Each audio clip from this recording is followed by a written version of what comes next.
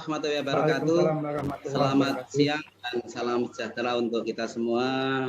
Yang kami hormati Bapak Kepala SMKN 1 Kalinyamatan, Bapak Nur Sufaan SPD MPD. Yang kami hormati Ibu narasumber, Ibu Asria MPD, Bapak-bapak dan ibu-ibu guru serta staf TU SMKN 1 Kalinyamatan yang saya hormati.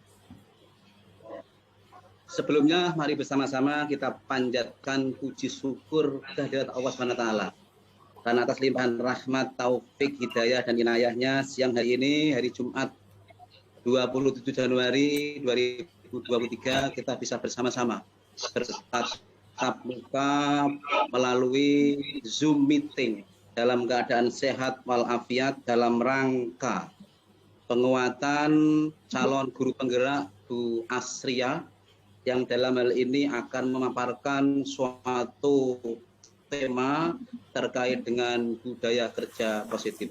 Selanjutnya kami mengucapkan terima kasih kepada bapak-bapak dan ibu-ibu yang telah berkenan hadir di acara ini. Semoga acara yang kita ikuti dari mulai siang ini bisa dengan lancar dan tanpa kendala apapun. Dan mari kita buka acara siang hari ini dengan bacaan basmalah bersama-sama. Harapannya acara bisa berlangsung dengan lancar. Mari bersama-sama kami antarkan Bismillahirrahmanirrahim.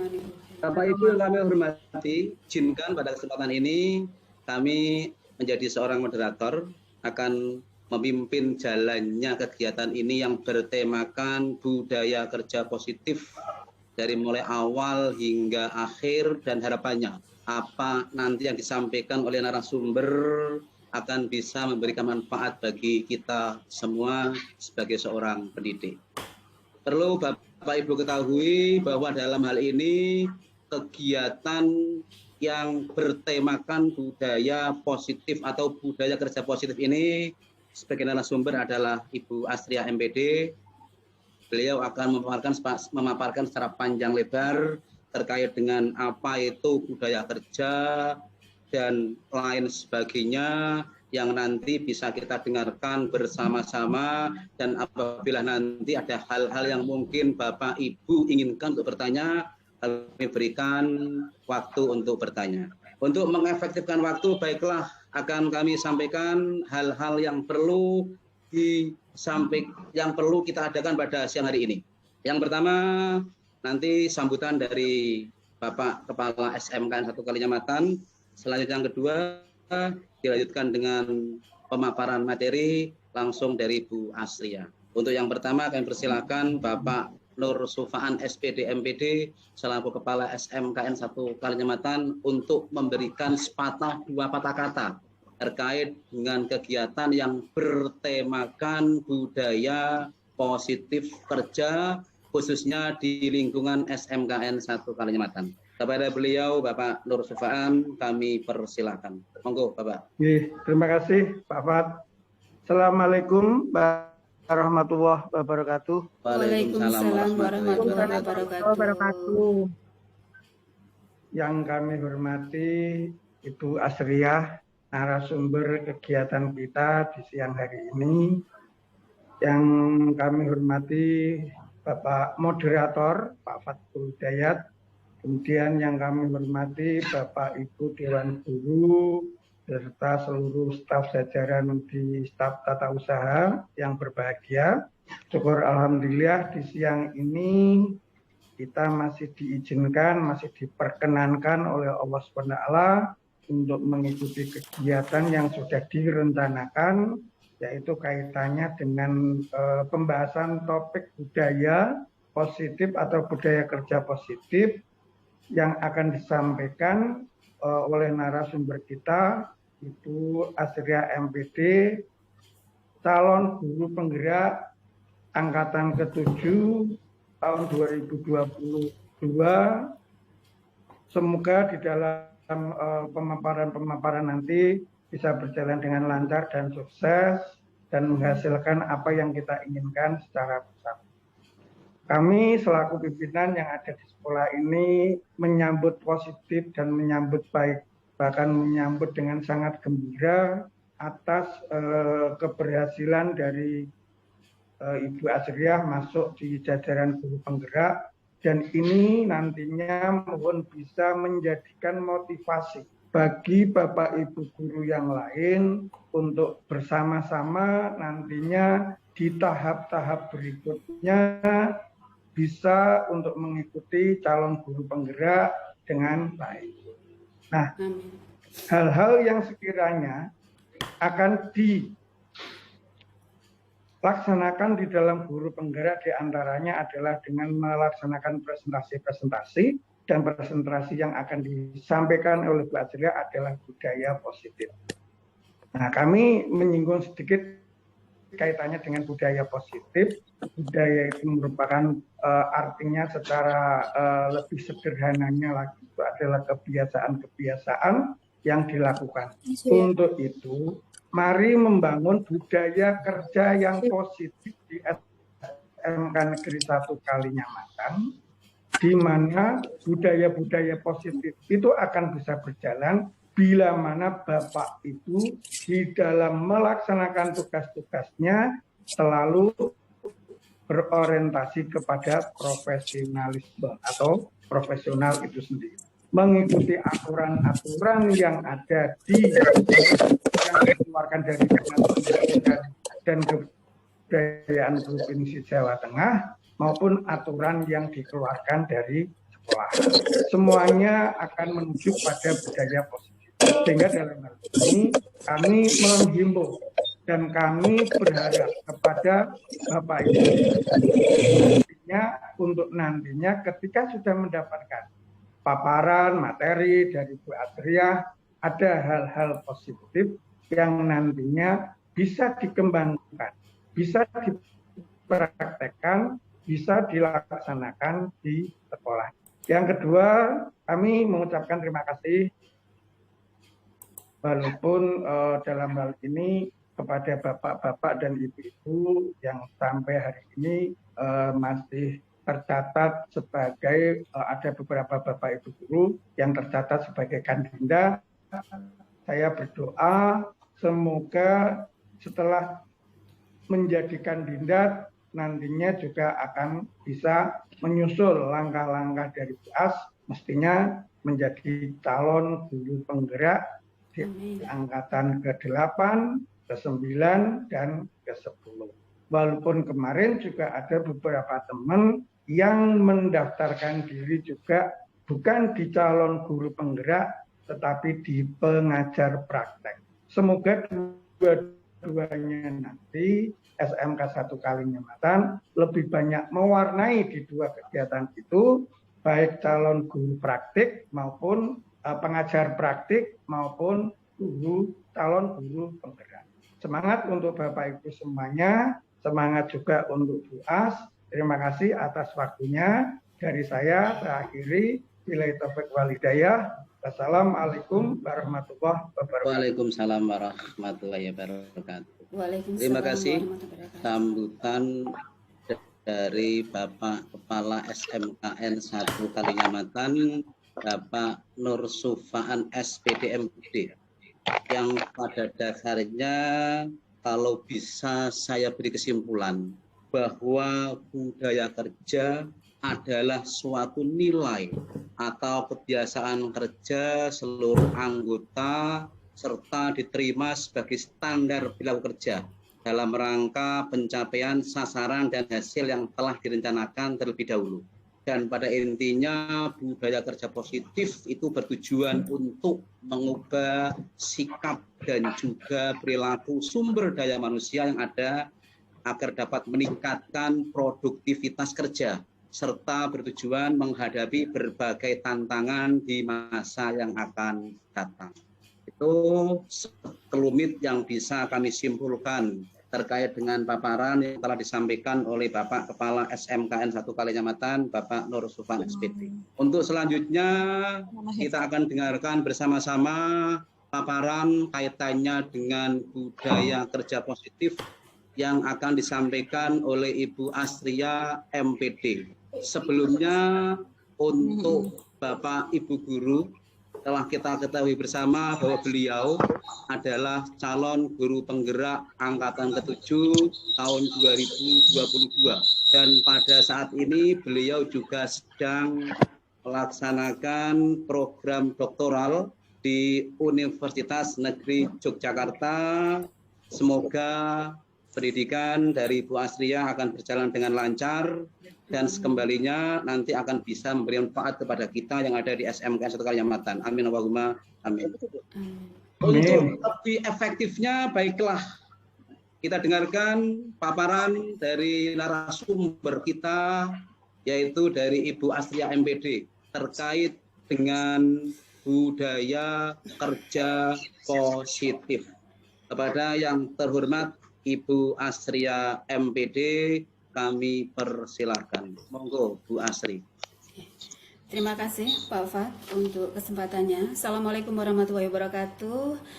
Yang terhormat Bapak Nur Sufaan SPD MPD, Kepala SMK Negeri 1 Kalinyamatan, yang terhormat segenap tim manajemen dan staf, dan juga Bapak Ibu Guru SMK Negeri 1 Kalinyamatan yang berbahagia.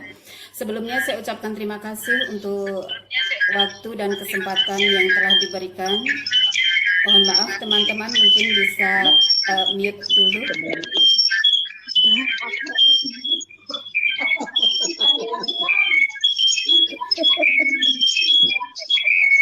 Bapak Ibu mohon bisa berkenan untuk mute dulu mikrofonnya.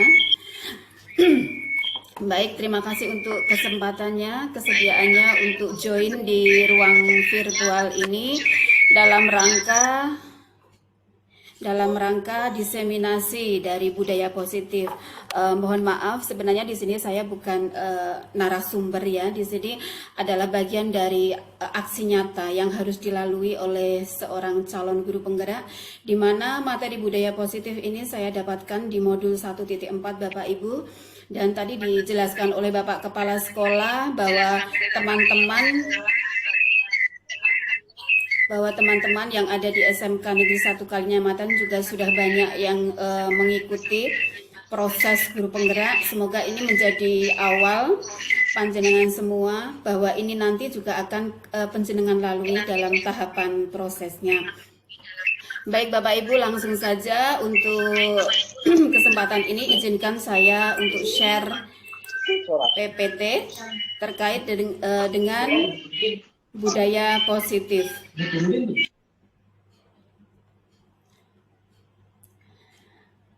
Berbicara masalah budaya positif tidak jauh-jauh dari disiplin positif. Di sini ada 4 materi Bapak Ibu yang akan coba saya sharingkan. Jadi di sini adalah media sharing kita bersama. Mohon nanti ketika ada hal-hal yang mungkin tidak sesuai, Bapak Ibu bisa sampaikan di sesi akhir, yaitu sesi tanya jawab dan sharing bersama terkait dengan materi yang saya sharingkan. Karena saya yakin Bapak Ibu di sini semuanya sudah memiliki banyak pengalaman dan ini merupakan bagian dari sharing kita. Harapannya SMK Negeri 1 Kalinyamatan ini dapat mengaplikasikan budaya positif yang memang sudah disarankan oleh pemerintah, utamanya sasarannya adalah guru penggerak. Jadi di sini mungkin saya yang lebih tahu dulu. Jadi harapannya nanti panjenengan di lini jurusan ataupun di pokjanya masing-masing nanti mungkin bisa di-share terkait dengan materi ini.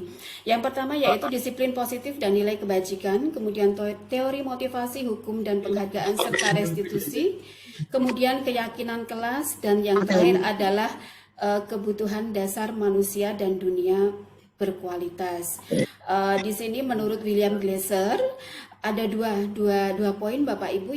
Yang pertama yaitu terkait dengan makna disiplin positif dan penerapannya, kaitannya dengan teori kontrol dengan 3 motivasi perilaku manusia.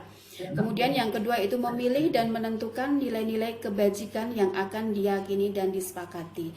Bapak Ibu bisa lihat di sini ada gambar kepalan tangan. Jadi kepalan tangan, cobalah buka. Nah, di sini harapannya terjadi perubahan paradigma Bapak Ibu. Jadi ada A dan B, Anda dan teman Anda.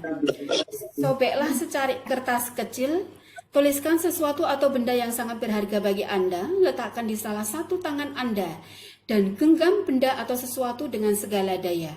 Buatlah sebuah kepalan. Teman Anda, yaitu B, akan mencoba sekuat tenaga dengan berbagai cara untuk meminta Anda memberikan benda tersebut. B bisa membujuk, mengancam, menghardik, merayu, menyuap, apa saja agar dapat membuka kepalan tangan Anda. Nah, apa yang terjadi? Nah, ini nanti kita bisa sharingkan. Ini adalah sebagai pertanyaan pemantik Bapak Ibu. Jadi miskonsepsi menurut William Greiser, ini ada 4 miskonsepsi terkait dengan teori kontrol Bapak Ibu. Jadi ilusi guru mengontrol murid, ilusi bahwa semua penguatan positif efektif dan bermartabat, ilusi bahwa kritik dan membuat orang merasa bersalah dapat menguatkan karakter, dan ilusi bahwa orang dewasa memiliki hak untuk memaksa.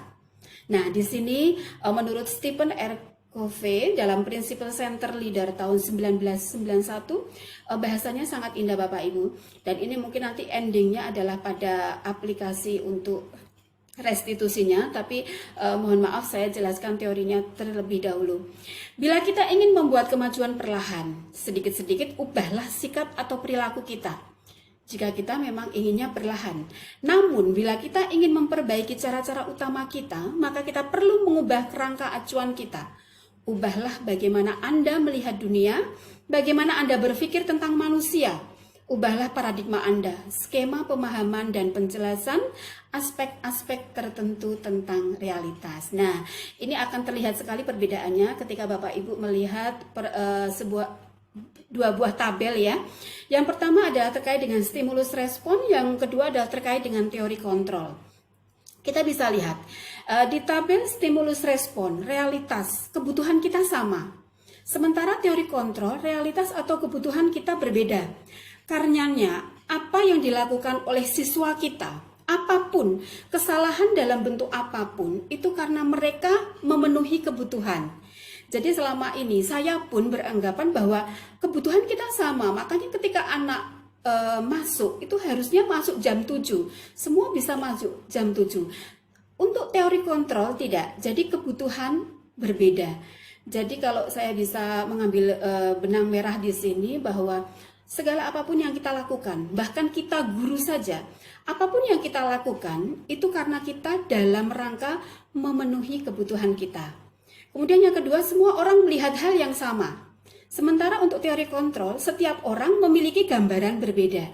Jadi berbeda itu di sini merupakan hal yang indah Bapak Ibu. Kita mencoba mengubah orang agar berpandangan sama dengan kita. Itu untuk stimulus respon. Sementara untuk teori kontrol, kita berusaha memahami pandangan orang lain tentang dunia. Jadi tidak akan ada yang namanya iri hati, dengki, prasangka buruk, manakala kita bisa memahami masing-masing dari individu. Perilaku buruk dilihat sebagai suatu kesalahan. Sementara teori kontrol mengatakan semua perilaku memiliki tujuan. Di awal sudah saya ceritakan tadi bahwa apapun yang dilakukan pasti dalam rangka memenuhi kebutuhannya. Kemudian orang lain bisa mengontrol saya. Untuk teori kontrol, hanya Anda yang bisa mengontrol diri Anda. Kemudian, saya bisa mengontrol orang lain untuk stimulus respon. Untuk teori kontrol, Anda tidak bisa mengontrol orang lain. Kemudian selanjutnya pemaksaan ada pada saat bujukan gagal. Sementara untuk teori kontrol, kolaborasi dan konsensus menciptakan pilihan-pilihan baru. Dan kemudian yang terakhir adalah kalau untuk stimulus respon, itu model berpikir menang kalah. Kalau untuk teori kontrol, model berpikir menang-menang. Nah, itu adalah di awalnya Bapak Ibu, ini adalah tujuan disiplin positif. Untuk tujuannya yang jelas menanamkan motivasi untuk menjadi orang yang mereka inginkan dan menghargai diri sendiri dengan nilai-nilai yang mereka percaya. Jadi pada disiplin positif ini sebetulnya endingnya adalah adanya motivasi intrinsik dari dalam, bukan ekstrinsik atau dari luar dalam wujud paksaan. Kemudian yang kedua, berperilaku baik berlandaskan nilai-nilai kebajikan karena mereka ingin menjadi orang yang menjunjung tinggi nilai. Nah, ini nanti yang perlu kita tekankan di sini, menjunjung tinggi nilai yang mereka hargai untuk mencapai sebuah tujuan. Nah, ini menurut Ki Hajar Dewantoro, beliau berpendapat bahwa merdeka itu artinya tidak hanya terlepas dari perintah, akan tetapi juga cakap buat memerintah diri sendiri. Artinya ini benar-benar motivasi itu datang dari diri sendiri, internal, bukan karena faktor siapapun, entah guru ataupun kepala sekolah. Kemudian menurut Diane Goosen, di sini disiplin berasal dari bahasa Latin yang artinya belajar. Jadi sesungguhnya arti dari disiplin itu adalah belajar, Bapak Ibu.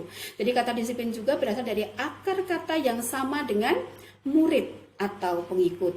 Untuk menjadi seorang murid atau pengikut, seseorang harus paham betul alasan mengapa mereka mengikuti suatu aliran atau ajaran tertentu, sehingga motivasi yang terbangun adalah motivasi intrinsik, bukan ekstrinsik. Nah, ini nanti akan kita lihat perbedaannya pada slide-slide berikutnya, Bapak Ibu. Nah, ini makna disiplin setelah dari beberapa tadi tokoh tadi. Belajar dari bahasa Latin, disiplina yang artinya belajar tadi, berkonotasi dengan disiplin diri. Jadi ini menurut murid dari Sokrates dan juga Plato.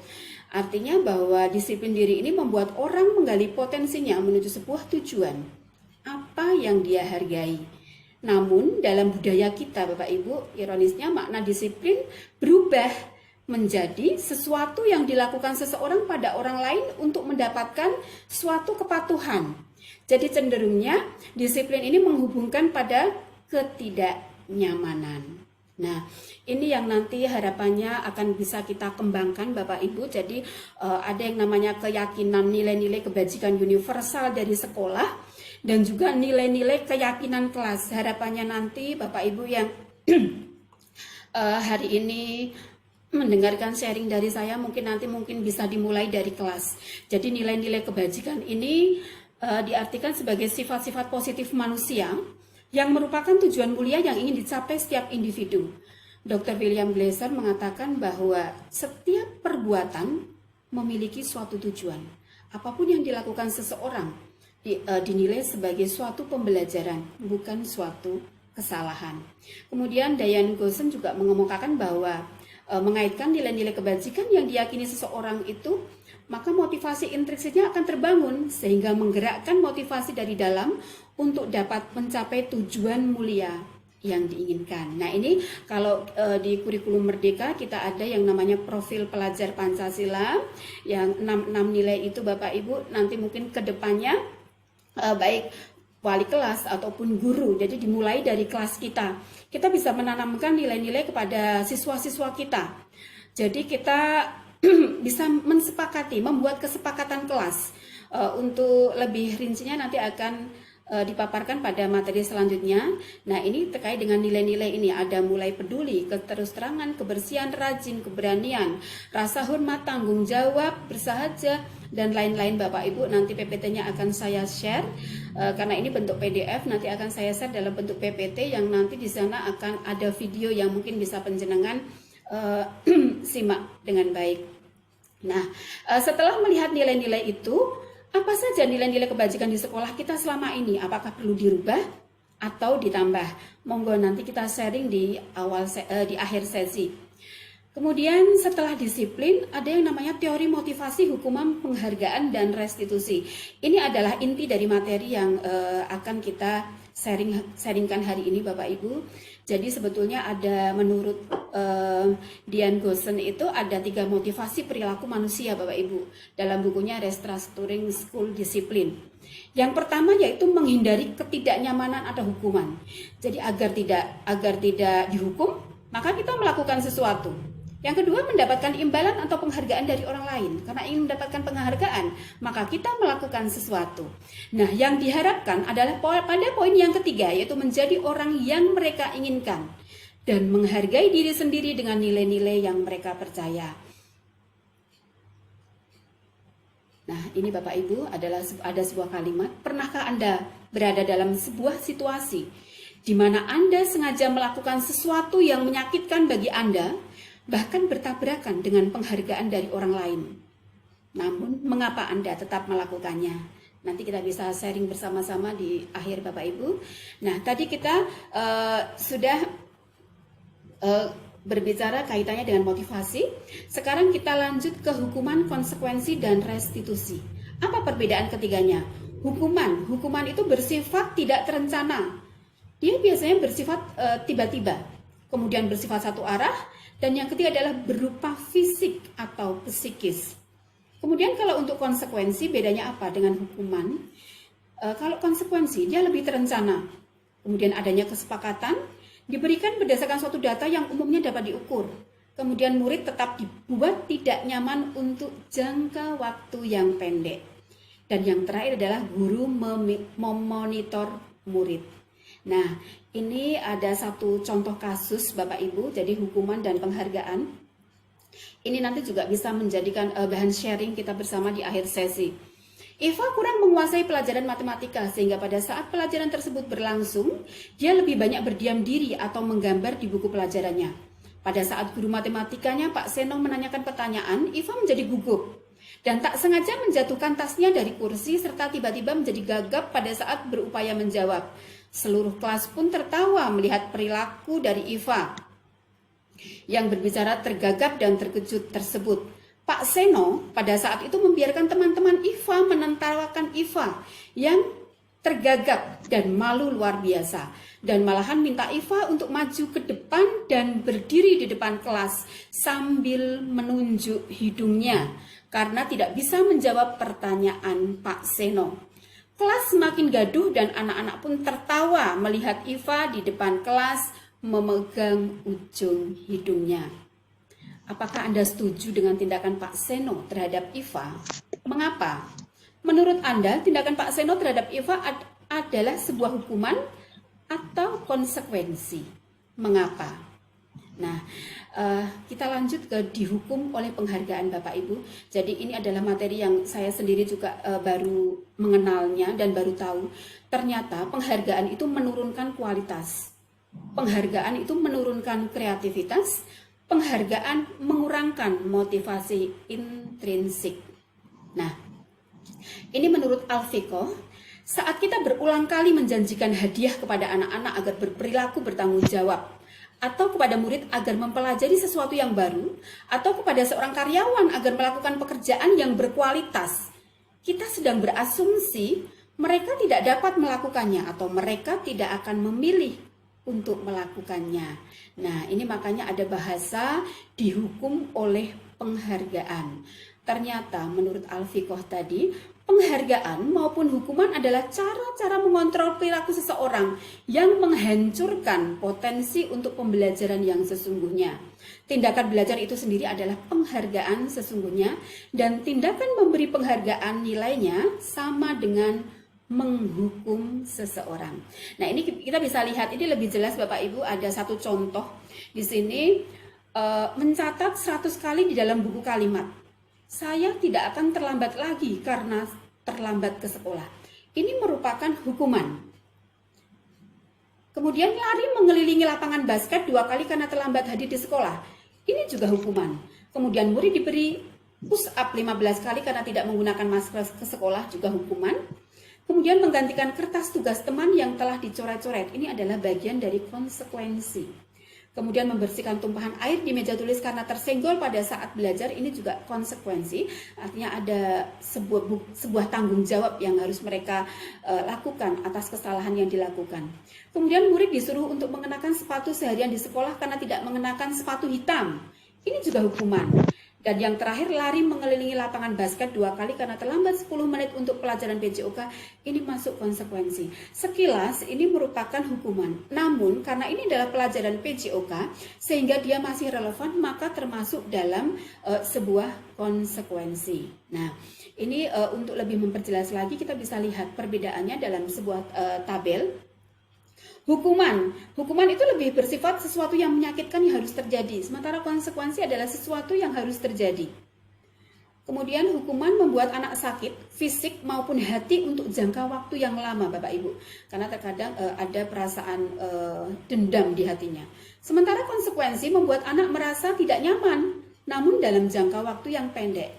Satu contoh misalnya, kemarin ketika saya mengajar pola, sementara anak tidak mencapai nilai KKM. Dan ini sempat saya tanyakan, dielaborasi kepada fasilitator, bahwa ternyata itu masuk dalam konsekuensi. Karena apa? Karena saya yang merasa itu hukuman, yaitu menggambar menggambar pola 10 kali karena dia tidak bisa mencapai KKM, ternyata itu adalah sebuah konsekuensi karena relevan, karena ada hubungannya dengan materi yang akan saya harapkan naik untuk nilai kompetensinya. Kemudian anak membenci kedisiplinan, sementara konsekuensi anak menghargai disiplin. Kemudian mendorong anak menyakiti diri sendiri. Kemudian untuk konsekuensi mendorong agar mudah menyesuaikan diri. Kemudian konsep diri buruk untuk hukuman, konsep diri baik untuk konsekuensi. Anak belajar untuk menyembunyikan kesalahan, anak belajar untuk mematuhi peraturan. Marah, rasa bersalah, dipermalukan, merasa tak dihargai untuk hukuman, sementara untuk konsekuensi kehilangan hak, dibuat tidak nyaman, diasingkan untuk sementara atau time out. Nah, sebetulnya jadi antara hukuman dan konsekuensi ini disarankan adalah restitusi Bapak Ibu. Tetapi untuk konsekuensi ini masih bisa ditolerir dibandingkan dengan hukuman. Nah, kita masuk ke restitusi. Jadi tadi sudah Bapak Ibu lihat perbedaan antara hukuman dan konsekuensi. Sekarang kita bisa melihat ini adalah yang disarankan bahwa kita diharapkan bisa memberlakukan restitusi. Restitusi itu apa? Restitusi adalah proses menciptakan kondisi bagi murid untuk memperbaiki kesehatan mereka sehingga mereka bisa kembali pada kelompok mereka dengan karakter yang lebih kuat. Jadi kesalahan-kesalahan yang mereka lakukan itu dinilai sebagai memperbaiki kesehatan dari mereka. Mereka dianggap sakit. Proses kolaboratif yang mengajarkan murid untuk mencari solusi masalah mereka dan membantu murid berpikir tentang orang seperti apa yang mereka inginkan dan bagaimana mereka harus memperlakukan orang lain. Nah, ini adalah segitiga restitusi Bapak Ibu. Kalau penjenengan masih ingat dulu ketika saya praktek, karena saya selalu share baik dalam bentuk video ataupun dalam bentuk artikel di grup terkait dengan tugas yang saya lakukan, dan saya juga praktik melakukan restitusi, segitiga restitusi kepada anak busana kelas 12 tata busana kala itu. Nah, untuk tujuan restitusi sendiri Bapak Ibu, guru mengetahui restitusi sebagai salah satu cara menanamkan disiplin positif. Jadi tujuan kita adalah pada disiplin positif pada murid sebagai bagian dari budaya positif. Jadi disiplin positif adalah bagian dari budaya positif yang ada di sekolah. Guru dapat menerapkan restitusi dalam membimbing murid berdisiplin positif agar menjadi murid yang merdeka. Dan yang terakhir, guru dapat menganalisis dengan sikap reflektif dan kritis penerapannya disiplin positif di lingkungannya. Nah, ini adalah segitiga restitusi Bapak Ibu. Ini akan lebih jelas ketika nanti penjenengan melihat apa yang dilakukan guru ketika satu kasus itu terjadi. Jadi mulai dari validasi Bapak Ibu, jadi validasi kebutuhan, kemudian menstabilkan identitas, dan kemudian menanyakan keyakinan. Karenanya disebut sebagai segitiga restitusi karena ada 3 tahapan. Nah, ini lebih jelas lagi. Jadi yang pertama adalah validasi kebutuhan. Jadi ketika ada satu kasuistik terkait dengan siswa yang mungkin dia melakukan di mata kita adalah satu kesalahan. Jadi yang pertama ini Bapak Ibu, validasi kebutuhan, membantu siswa mengenali basic need. Jadi kebutuhan dasar. Kebutuhan yang ingin dipenuhinya ketika melakukan kesalahan itu. Karena pada dasarnya setiap tindakan manusia tujuannya adalah memenuhi basic needs, apakah itu power, freedom, love, and belonging, fun, atau survival. Nanti kita juga akan belajar terkait dengan 5 kebutuhan dasar dari manusia. Nah, apa yang dilakukan oleh guru? Ini adalah kalimat-kalimat yang bisa kita lakukan pada tahap pertama, yaitu validasi kebutuhan. Ketika anak melakukan kesalahan, kita bisa mengatakan, kamu bisa saja kan melakukan hal yang buruk, tapi kamu tidak melakukannya kan? Itu yang pertama. Kemudian kamu pasti punya alasan mengapa melakukannya. Apa yang penting bagi kamu? Kamu boleh tetap berusaha menjaga sikap itu, tapi tambahkan sikap yang lain, yang baru. Kemudian, maukah kamu belajar cara lain untuk mendapatkan yang kamu butuhkan tanpa harus memukul? Ini misalnya anak pada saat itu memukul. Kemudian, apakah kamu bisa melakukan dengan lebih baik besok lagi? Nah, ini adalah validasi kebutuhan. Kita mau validasi sebetulnya kebutuhan anak itu apa? Kenapa sampai dia melakukan satu kesalahan yang menyimpang? Itu yang pertama. Kemudian langkah yang kedua adalah menstabilkan identitas Bapak Ibu. Nah, untuk membuat ini tujuannya adalah untuk membuat anak yang merasa gagal, karena setiap anak melakukan kesalahan dia pasti kecewa, gagal karena telah berbuat salah, untuk menjadi positif terhadap dirinya. Nah, bahasa apa yang digunakan? Ini adalah satu contoh saja, contoh bahasa yang mungkin nanti bisa dikembangkan. Yang pertama yaitu berbuat salah itu hal yang manusiawi. Kita bisa mengawali dengan kalimat seperti itu. Kemudian, tidak ada manusia yang sempurna kok. Atau yang ketiga, bapak atau ibu juga pernah berbuat salah. Atau kita bisa menyelesaikan permasalahan ini. Atau bapak atau ibu tertarik untuk mencari tahu siapa yang benar, siapa yang salah. Bapak ibu lebih tertarik untuk menyelesaikan masalah. Atau yang terakhir, kalau kamu menyalahkan dirimu sendiri terus-menerus, apakah kamu bersikap baik pada dirimu sendiri? Nah, itu adalah tahapan yang kedua Bapak Ibu untuk melakukan segitiga restitusi. Harapannya nanti penjenengan semua dapat mempraktikkan segitiga restitusi ini di kelas penjenengan masing-masing. Kemudian yang ketiga adalah menanyakan keyakinan. Nah, berkaitan dengan menanyakan keyakinan ini, langkah awal yang akan kita lakukan nanti adalah membuat keyakinan kelas. Jadi nanti harapannya Bapak Ibu di kelas masing-masing nanti membuat yang namanya kesepakatan kelas. Nah, kita punya yang tadi nilai-nilai universal. Nilai-nilai universal apa yang kita sepakati di SMK Negeri 1 Kalinyamatan?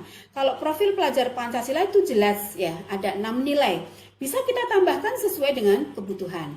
Nah, pada tahap ini anak melihat kesalahan dihubungkan dengan norma sosial dan nilai-nilai yang mendasari manusia berinteraksi dengan orang lain. Nah, ini adalah kalimat-kalimat yang bisa digunakan Bapak, yang bisa penjenengan gunakan pada saat melakukan segitiga restitusi itu. Contohnya apa? Penjenengan mengingatkan kepada anak di akhir tahap. Apa nilai yang kita percaya di kelas atau di sekolah kita? Tanyakan seperti itu.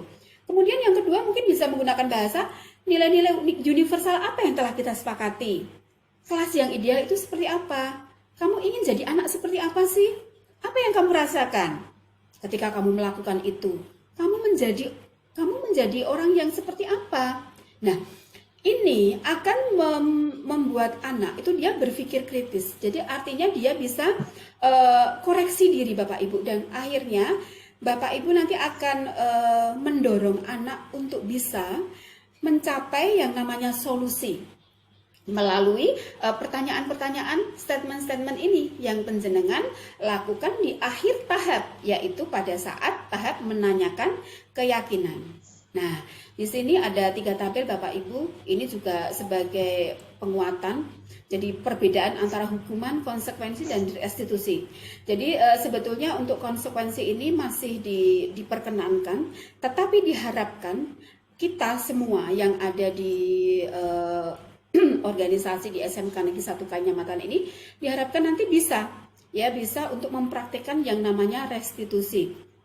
Jadi kalau kita lihat poin-poinnya, tadi sebenarnya sudah saya singgung. Jadi kalau hukuman lebih bersifat menyakitkan, tetapi kalau restitusi merupakan sebuah pilihan. Kenapa?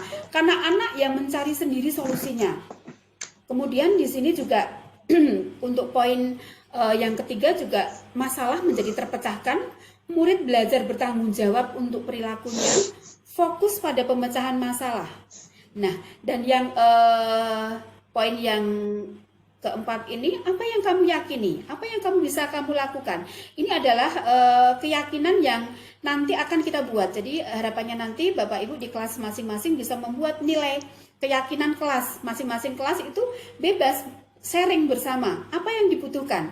Kalau untuk produktif mungkin keyakinan kelasnya salah satunya adalah mengumpulkan tugas tepat waktu. Nah, seperti itu. Itu karakternya apa? Oh, berarti tanggung jawab, mandiri. Nah, itu adalah nilai keyakinan dan juga kesepakatan kelas.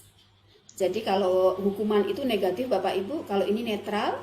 Nah, kalau untuk restitusi ini adalah positif. Jadi harapannya dari materi ini nanti penjenengan semua bisa mempraktikkan apa itu yang namanya segitiga restitusi. Nah, ini tadi segitiga restitusi itu berhubungan dengan keyakinan kelas. Jadi tadi sudah saya singgung Bapak Ibu bahwa pentingnya kita membuat keyakinan kelas. Kalau tujuannya ini ada 3 tujuan ya Bapak Ibu. Di sini dijelaskan bahwa tujuannya itu sebagai landasan dalam memecahkan konflik. Kemudian pembentukan peraturan beralih ke keyakinan kelas. Kalau selama ini kita mungkin lebih ke peraturan nih Bapak Ibu. Tapi harapannya di restitusi ini adalah keyakinan. Jadi ibaratnya kita mengingatkan kembali siswa. Jadi nanti timbulnya adalah motivasi intrinsik, bukan ekstrinsik. Kalau peraturan dia cenderung kepada ekstrinsik, kalau keyakinan cenderung kepada intrinsik. Kemudian berpikir kritis, kreatif, reflektif, terbuka dalam menggali nilai-nilai yang dituju. Nah, ini Bapak Ibu, ini juga ada sebuah kalimat ya. Di sini kalau kita lihat semua ini adalah berbentuk peraturan dan di sini disimpulkan bahwa untuk mendukung motivasi intrinsik kembali ke nilai-nilai keyakinan itu lebih menggerakkan dibandingkan dengan peraturan. Nah, ini Bapak Ibu perbedaannya. Di sini ada peraturan kelas, ada keyakinan kelas. Kalau peraturan dilarang mengganggu orang lain, hadir di sekolah 15 menit sebelum pelajaran dimulai, dilarang melakukan kekerasan, bergantian atau menunggu orang lain. Dan ini kalau keyakinan kelas dia dalam bentuk menghormati orang lain atau berkomitmen. Nah, dia lebih bersifat kata-kata positif Bapak Ibu. Jadi kalau ini kan dalam bentuk larangan ya, kalau peraturan. Kalau keyakinan kelas itu dia kalimatnya dalam bentuk positif. Nah, ini juga ada kesepakatan kelas. Kemudian ini prinsipnya. Contohnya saya membuang sampah pada tempatnya, dia adalah kesepakatan.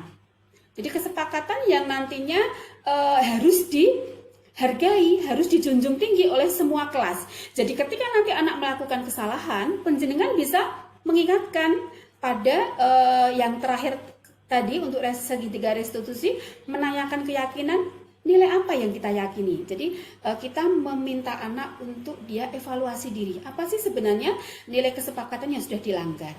Jadi tidak ke peraturan. Nah, ini adalah nilai-nilai Bapak Ibu seperti mencintai lingkungan, disiplin, tanggung jawab, jujur. Nah, ini yang akan kita sepakati. Profil pelajar Pancasila itu sudah menjadi wajib ya, jadi 6 nilai. Kita bisa tambahkan nilai-nilai yang lain yang memang sesuai dan kita butuhkan di kelas kita masing-masing. Nah, kita sampai pada materi yang hampir akhir Bapak Ibu terkait dengan kebutuhan dasar manusia dan dunia berkualitas. Ini ada video tentang 5 kebutuhan dasar manusia, tetapi tidak saya sampaikan di sini. Nanti mungkin bisa saya share di grup, penjenengan bisa melihat dan menyimak terkait dengan video seutuhnya. Jadi tadi saya sampaikan di awal bahwa apapun yang dilakukan anak, pada dasarnya dia adalah dalam rangka memenuhi kebutuhan dasarnya.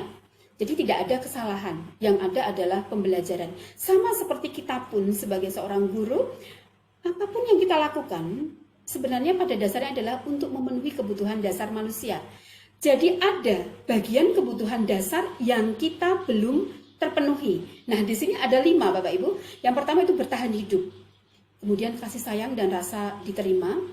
Kemudian kesenangan atau fun, kebebasan atau freedom, dan penguasaan atau power. Jadi tinggal di antara kelima ini kebutuhan mana yang memang kita belum ada. Nah, apapun, penyimpangan macam apapun yang dilakukan oleh siswa maupun kita sendiri, itu sebenarnya adalah dalam hal memenuhi kebutuhan dasar yang belum dicapai. Nah, dunia berkualitas Bapak Ibu. Jadi dunia berkualitas ini sangat indah sekali menurut William Glasser. Dunia berkualitas adalah tempat khusus dalam pikiran Anda, tempat Anda menyimpan gambaran, representasi dari semua yang Anda inginkan. Bisa berisi orang-orang ataupun hal-hal apa saja yang terbaik dalam hidup Anda dan membuat Anda merasa bahagia dan terpenuhi kebutuhan dasar Anda. Kebutuhan dasar apa tadi? Tadi 5 Bapak Ibu, 5 kebutuhan dasar yang manusia.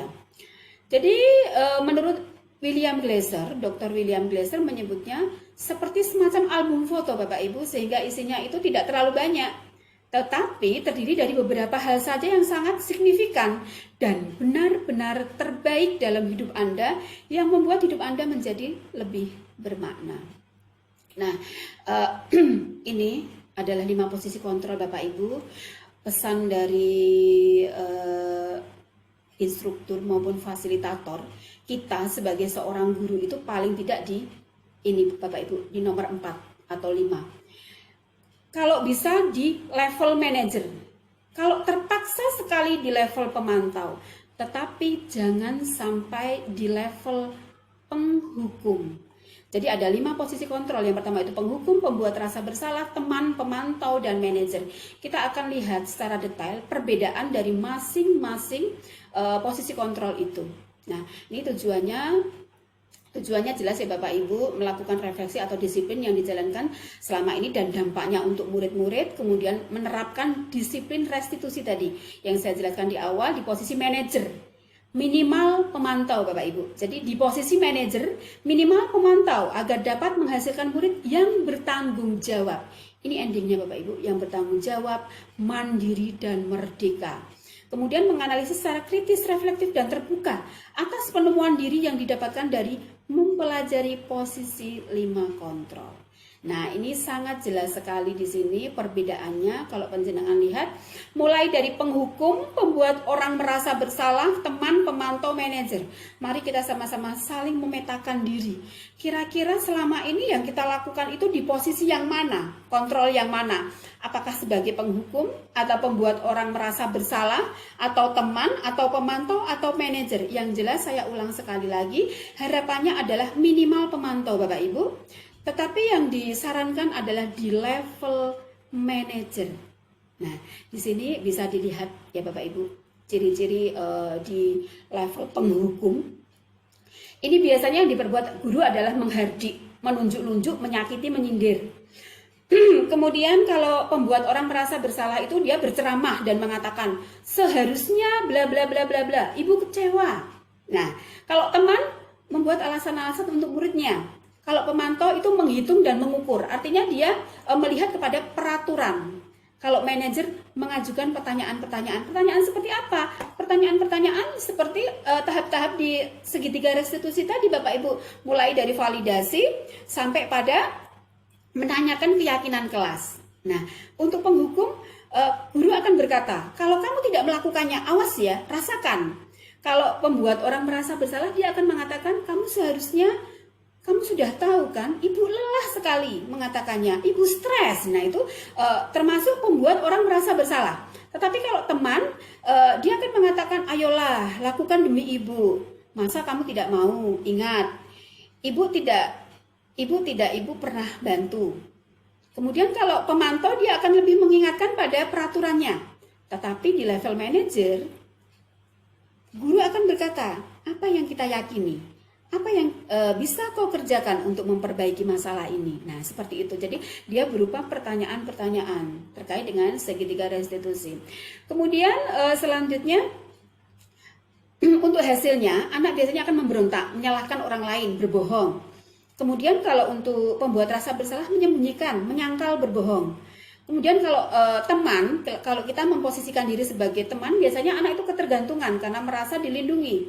Kemudian kalau untuk pemantau, dia akan lebih menyesuaikan diri. Tetapi bila diawasi, jika gurunya tidak ada, mungkin dia akan kembali kepada, nah ini adalah eksternal ya Bapak Ibu, eksternal. Kalau pemantau itu dia masih eksternal. Tetapi kalau untuk yang restitusi, manajer, dia menguatkan pribadi. Nah, selanjutnya terkait dengan penghukum, murid meletakkan guru di luar dunia berkualitas. Sementara yang kedua, murid meletakkan guru di dalam dunia berkualitas. Sementara kalau teman, murid meletakkan guru sebagai orang yang sangat penting di dunia berkualitas. Sementara kalau untuk pemantau, murid meletakkan guru, peraturan, dan hukum di dunia berkualitas. Sementara kalau untuk yang terakhir di level manajer adalah bagaimana caranya saya bisa memperbaiki keadaan. Nah, ini adalah critical thinkingnya di sini. Dia mampu memetakan, mengevaluasi diri sebetulnya apa kesalahannya. Nah, dampak dari murid ini setelah diteliti Bapak Ibu, yaitu yang pertama, kalau penghukum itu biasanya dia akan mengulangi kesalahan yang sama. Karena apa? Karena tadi motivasinya adalah ekstrinsik Bapak Ibu. Kemudian kalau yang kedua ini yang merasa bersalah tadi, merasa rendah diri. Kemudian kalau yang teman, dia lemah, tidak mandiri dan tergantung dengan gurunya karena merasa diperhatikan tadi. Kemudian kalau untuk pemantau menitik beratkan pada sanksi atau hadiah. Jadi dia lebih ke sanksi, hukuman atau penghargaan yang di awal tadi saya jelaskan bahwa hukuman dan penghargaan itu sama-sama adalah dia ini ya Bapak Ibu, menghancurkan ya Bapak Ibu. Kemudian yang terakhir adalah mengevaluasi diri, bagaimana cara memperbaiki diri. Nah, ini yang diharapkan Bapak Ibu. Jadi anak-anak memiliki motivasi itu intrinsik. Jadi dia benar-benar bisa mengevaluasi diri dan bagaimana cara memperbaiki diri ke depannya sehingga tidak akan mengulang kesalahan yang sama. Nah, ini ada 5 posisi kontrol, ada videonya dan masing-masing ada ini Bapak Ibu contohnya ketika kasus itu terjadi. Tetapi ini tidak saya play, nanti bisa Bapak Ibu play ketika saya sudah share di grup. Nah, ini Bapak Ibu, ini adalah pertanyaan-pertanyaan. Nah, ini kalau saya kecewa sekali dengan kamu, ini termasuk membuat orang merasa bersalah. Kamu tidak pernah benar, ini penghukum. Ayolah, lakukan demi ibu. Nah, ini teman. Apakah kamu mau mendapatkan stiker bintang hari ini? Lah, ini pemantau Bapak Ibu karena adanya penghargaan ya.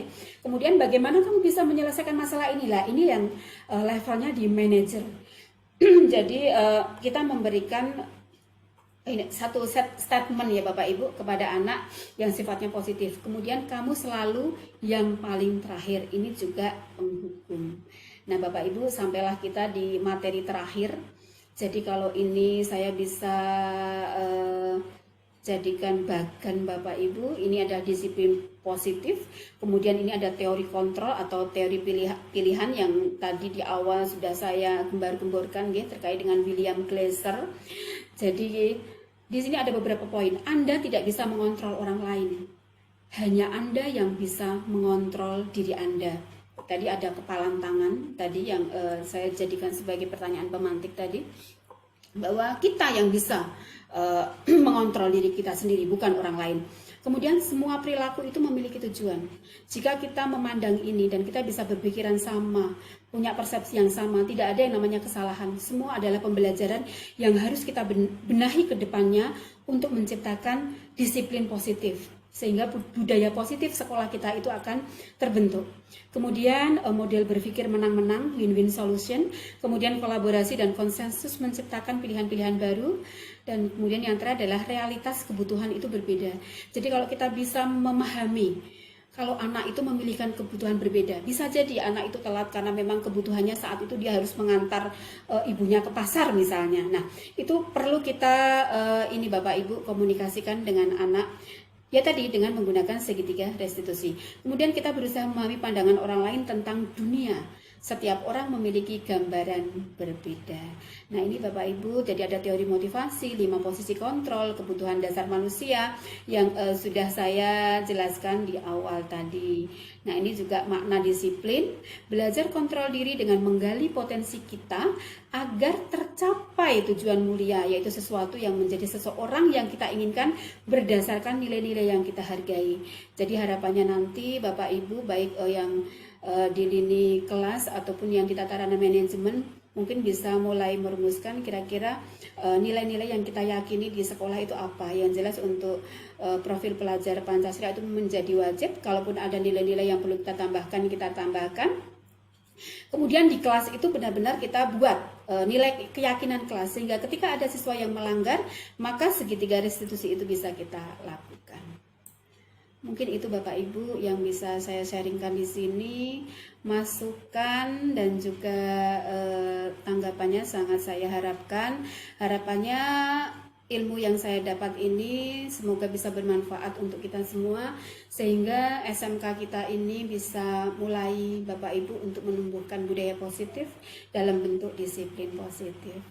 Demikian, mohon maaf jika ada kekurangan ataupun kesalahan dalam bertutur kata. Assalamualaikum warahmatullahi wabarakatuh.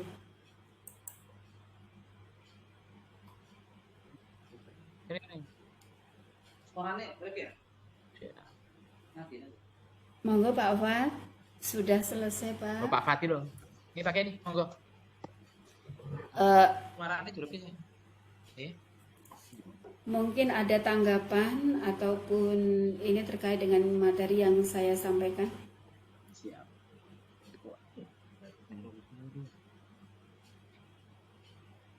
Maaf Bu As, Ya. tadi terpental Bu As.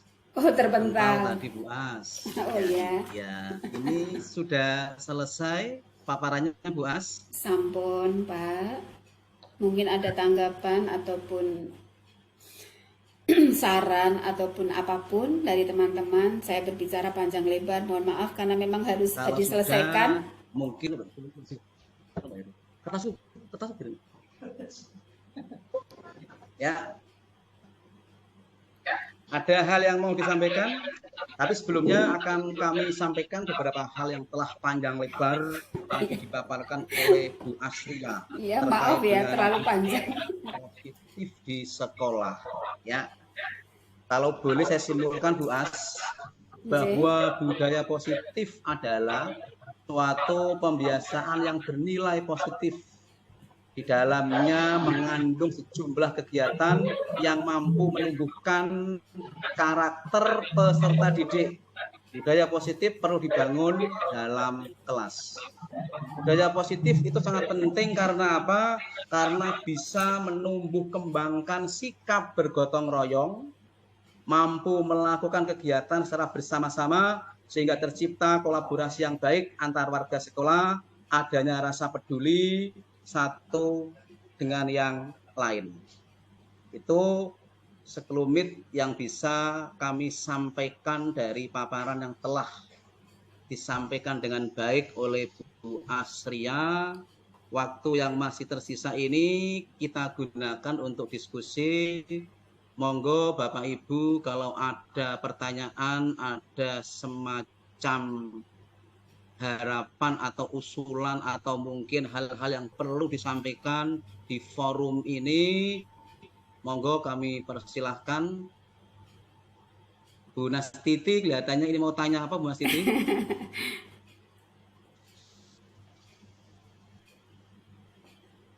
Monggo yang mau bertanya, dua penanya kami persilahkan untuk menanyakan kaitannya dengan tema budaya positif. Saya nambahin sedikit, Pak. Monggo, Monggo Pak Sufan. Saya tertarik dengan apa yang disampaikan oleh Bu Asriah tadi, kaitannya dengan budaya positif. Baik. Pada intinya adalah tadi disampaikan apa-apa yang dilakukan oleh siswa itu merupakan hak untuk memenuhi kebutuhan dasar. Iya, betul sekali, Pak. Kebutuhan dasar itu sendiri. Jadi dalam hal ini saya berpikirnya lebih ke sisi psikologis. Iya. Psikologis di dalam bagaimana kita bisa untuk memahami sebenarnya karakter dari siswa itu. Ini akan lebih sinkron lagi bila mana di dalam proses dan praktek pembelajaran itu kita kaitkan dengan model pembelajaran diferensiasi atau model pembelajaran diferensial, di mana model pembelajaran yang dikembangkan itu adalah bagaimana Bapak Ibu guru memberikan pembelajaran berdasarkan minat dan kebutuhan para siswa itu sendiri. Sehingga di dalam hal untuk meningkatkan budaya, titik pangkalnya adalah disiplin. Ketika kita ingin agar budaya yang ada di SMK Negeri 1 Kalinyamatan menjadi lebih baik, ya harus kita dahului dengan disiplin kita terlebih dulu. Baik disiplin ketika berada di sekolah, disiplin ketika kita melaksanakan tugas di sekolah, serta disiplin-disiplin yang lain. Nah, sangat tepat sekali, walaupun tadi objeknya adalah pada siswa, namun bila mana ini nantinya bisa diaplikasikan atau bisa diimplementasikan oleh Bapak Ibu yang tergabung di forum ini, setidak-tidaknya nanti bisa merubah warna dari SMK Kalinyamatan. Karena memang dengan bagaimanapun, apa yang menjadi filosofi dari model pendidikan yang dicanangkan oleh Ki Hajar Dewantara adalah bagaimana kita bisa memanusiakan manusia dengan memberikan pelayanan. Artinya kepala sekolah memberikan pelayanan kepada Bapak Ibu guru, Bapak Ibu guru memberikan pelayanan yang terbaik kepada para siswa. Lalu kita mengacu kepada filosofi yang disampaikan oleh Ki Hajar Dewantara. Nah, dalam hal ini saya sedikit memberikan masukan kepada Bapak Ibu guru, karena selama ini model pelayanan yang diberikan oleh Bapak Ibu guru itu sebenarnya juga masih perlu ditingkatkan. Karena sekarang model pembelajarannya itu adalah bukan model pembelajaran yang ketika ada di kurikulum KTSP atau di kurikulum yang sebelumnya, tapi model pembelajaran yang diharapkan adalah dengan menggunakan metode diferensiasi atau model pembelajaran diferensial, sehingga roh dari kurikulum Merdeka itu adalah bagaimana kita bisa dan kita mampu memberikan pelayanan atas kebutuhan dasar dari siswa itu sendiri. Kebutuhan dasar dari siswa itu sendiri diantaranya mereka menerima pembelajaran, mereka menerima praktek, mereka menerima bimbingan dan seterusnya. Ini tambahan dari saya, Bu. Terima kasih. Ya, baik Pak Sufaan, terima kasih untuk tambahannya. Jadi gini Pak Ofat, jadi pesan yang disampaikan itu sebenarnya terkait dengan keyakinan kelas itu nanti mungkin bisa dimulai dari kelas masing-masing Pak. Jadi masing-masing kelas nanti dari wali kelas mungkin bisa membuat keyakinan kelas. Apa keyakinan kelas yang kita yakini di masing-masing kelas. Jadi nanti ketika ada permasalahan dalam bentuk apapun, untuk penanganannya itu melalui segitiga restitusi tadi, kita bisa menanyakan terkait dengan keyakinan kelas yang sudah disepakati bersama. Itu intinya itu Pak. Terima kasih. Ya, Buas. Ya, ada lagi yang mau disampaikan? Bapak Ibu guru yang kami hormati. Saya ada satu hal yang ingin kami tanyakan Bu Astria. Karena ini kaitannya dengan calon guru penggerak, Bu. Yang ingin kami tanyakan, Bu As, adalah bagaimana peran guru penggerak dalam menularkan kebiasaan baik kepada guru lain dalam membangun budaya positif di sekolah. Ya, mohon maaf, Bu As. Ya, lah ini adalah bagian dari itu Pak. Jadi bagian dari, iya betul, iya. Jadi makanya ini adalah yang namanya aksi nyata Pak. Jadi aksi nyata. Jadi kalau penjenengan mungkin apakah video yang saya share itu apakah dibuka atau tidak. Tetapi kalau ketika saya share itu pasti ada materi dalam bentuk video, artikel ataupun apa yang itu memang kami pelajari real Pak, baik dalam bentuk virtual maupun ketika lokakarya. Nah endingnya itu yang namanya aksi nyata Pak. Aksi nyata seperti ini adalah bagaimana kita berupaya untuk menggerakkan. Jadi tergerak, bergerak, menggerakkan. Itu adalah visinya ya. Tergerak, bergerak, menggerakkan. Jadi apa yang saya terima, apa yang saya pelajari, itu tidak hanya berhenti di saya Pak. Tapi saya berusaha sharing ke teman-teman. Nah ini karena memang dari pihak sana itu minimal memang diberikan angka untuk 20 ataupun 20 guru ataupun 10 nggih Pak. Nah, ini harapannya di lini dari tim manajemen ini nanti bisa sharing juga di masing-masing pokjanya seperti itu. Bahkan di ketua program keahlian pun mungkin pada kaitannya pada rapat di forum jurusan itu juga bisa disampaikan ke yang lain. Seperti itu Pak. Jadi perannya ya jelas setiap tahapan yang ada di LMS itu selalu berupaya untuk share Pak, share apapun yang kami dapat. Jadi entah itu dalam bentuk video atau tagihan tugas apapun, bahkan termasuk pada diseminasi siang ini itu juga dalam rangka ini untuk menggerakkan ya Pak ya komunitas dari praktisi gitu. Ya, terima kasih Bu As atas jawaban cerdasnya yang disampaikan kepada kami yang ada di sini. Selanjutnya monggo Bapak Ibu kalau masih ada hal yang ingin ditanyakan, kami berikan waktu sebelum kami tutup. Bu Nastiti kelihatannya ini senyum-senyum, mau tanya apa Bu Nastiti, monggo. Monggo Bu. Jadi kalau menurut penjenengan kepalan tangan itu tadi apa Pak jawabannya? Mungkin ada Bapak Ibu yang berkenan untuk memberikan argumennya terkait dengan kepalan tadi. Ketika kita diminta untuk membuka kepalan tangan itu, apakah kita akan membuka atau menutup? Padahal teman kita sudah memohon-mohon untuk membuka. Kira-kira apa yang dilakukan ya? Monggo, ada yang bisa menjawab? Ada yang mau sharing di sini atau Bu Risa mungkin? Atau mungkin Bu Risa? Bu Risa tidak mendengar ya. Sampun cukup, Pak. Sampun cukup. Ini kan calon Sampun berikutnya. Sampun cukup. Kalau Atau- memang sudah cukup, Nggih. gimana Bu As, monggo? Nggih. Baik Pak, kalau memang tidak ada tanggapan dari teman-teman, tidak ada yang perlu di-share kan ya di sini. Jadi ini sifatnya satu arah ya Pak. Mohon maaf kalau tadi Iya. sifatnya mungkin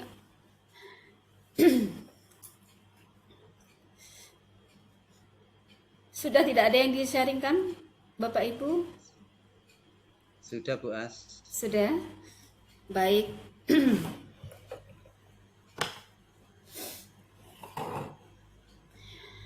Baik Bapak Ibu, sebelum waktu saya kembalikan ke Pak Fuad selaku pembawa acara, terima kasih sekali saya ucapkan atas keikhlasannya dan waktunya yang seharusnya hari ini sudah finjer nggih, jam 2, ini sudah lebih 20 menit untuk bisa mendengarkan sharing materi terkait dengan budaya positif.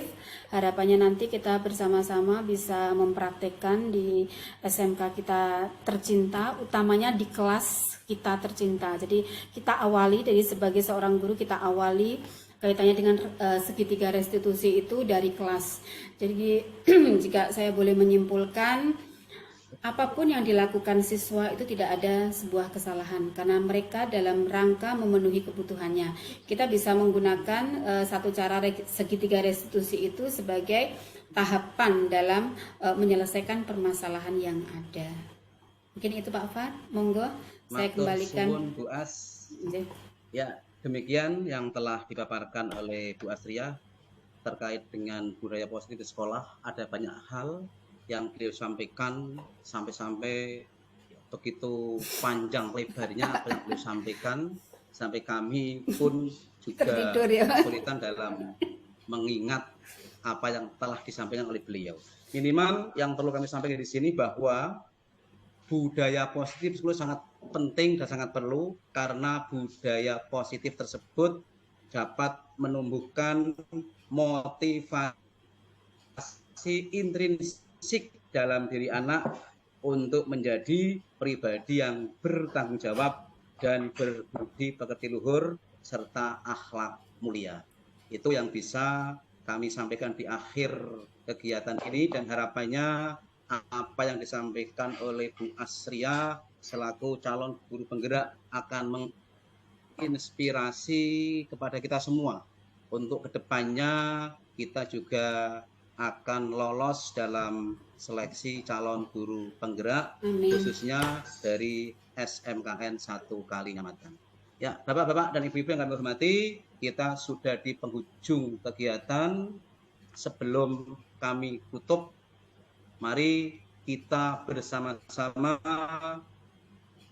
mengucapkan hamdalah, alhamdulillahirabbil Alhamdulillahirabbil alamin. Apabila ada tutur kata kami yang kurang sopan, kurang berkenan, kami selaku moderator mohon maaf yang sebesar-besarnya. Terima kasih kepada semuanya dan akhirul kalam. Assalamualaikum warahmatullahi wabarakatuh. Waalaikumsalam warahmatullahi wabarakatuh. Terima kasih. warahmatullahi wabarakatuh. Ya, terima Sama-sama, kasih Bu Astria. Nggih, matur nuwun. Sugeng kondur teman-teman. Nggih. Nggih, izin live nggih. Matur nuwun. Bergandeng tangan untuk negeri era kita.